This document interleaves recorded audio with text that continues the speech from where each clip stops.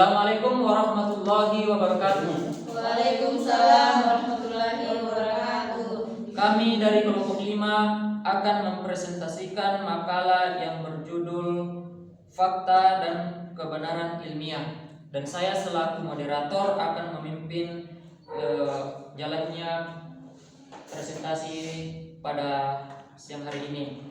Dan yang bertindak sebagai pembaca atau yang mempresentasikan makalah yakni saudari Yani. Waktu dan tempat kami persilakan. Baik, saya akan mempresentasikan hasil makalah saya yang berjudul Fakta dan Kebenaran Ilmiah. Pengertian fakta dan kebenaran. Fakta adalah segala sesuatu yang tertangkap oleh indera manusia atau data keadaan nyata yang terbukti dan telah menjadi kenyataan.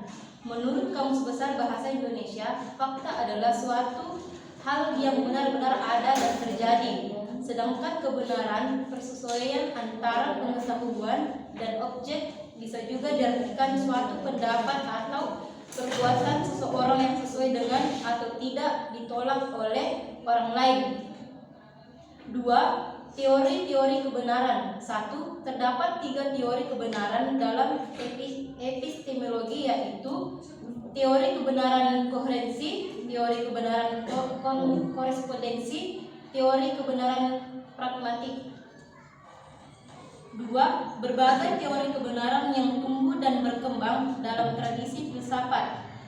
Teori korespondensi adalah teori kebenaran yang didasarkan pada fakta objektif sebagai dasar kebenarannya. Teori koherensi pembuktian secara berulang-ulang pada teori korespondensi pada akhirnya akan melahirkan sebuah aksioma atau postulat yang pada umumnya berwujud sebagai kebenaran umum general truth. Teori pragmatis adalah berbeda dengan 2 teori sebelumnya dalam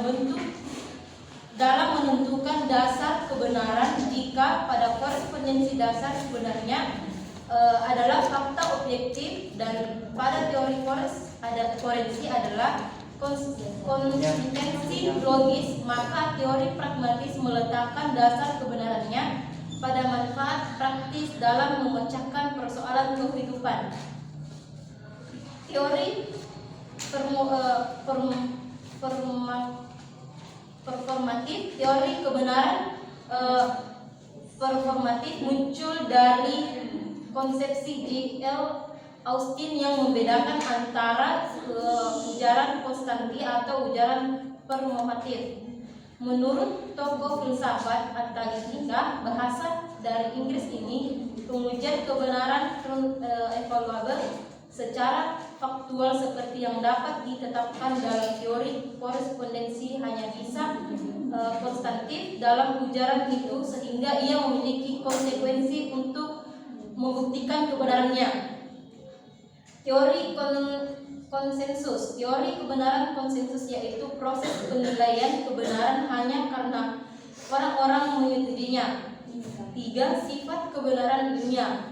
Kebenaran ilmiah memiliki 3 sifat dasar, yaitu struktur yang rasional atau logis. Rasional adalah gagasan yang lahir dari pemikiran yang mengandalkan logika, sementara logika mengarah pada jalan pemikiran yang masuk akal.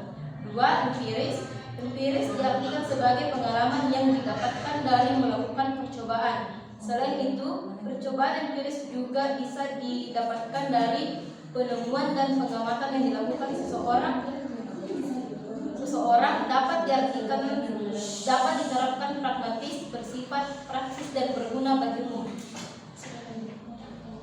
Baik, terima kasih. Itulah beberapa penjelasan atau pemaparan dari materi kami. Selanjutnya kami persilahkan untuk kelompok lain untuk bertanya. Sesi tanya jawab. Saya akan bertanya kepada kelompok 5. Apakah kebenaran ilmiah selalu diperoleh dari hasil penelitian?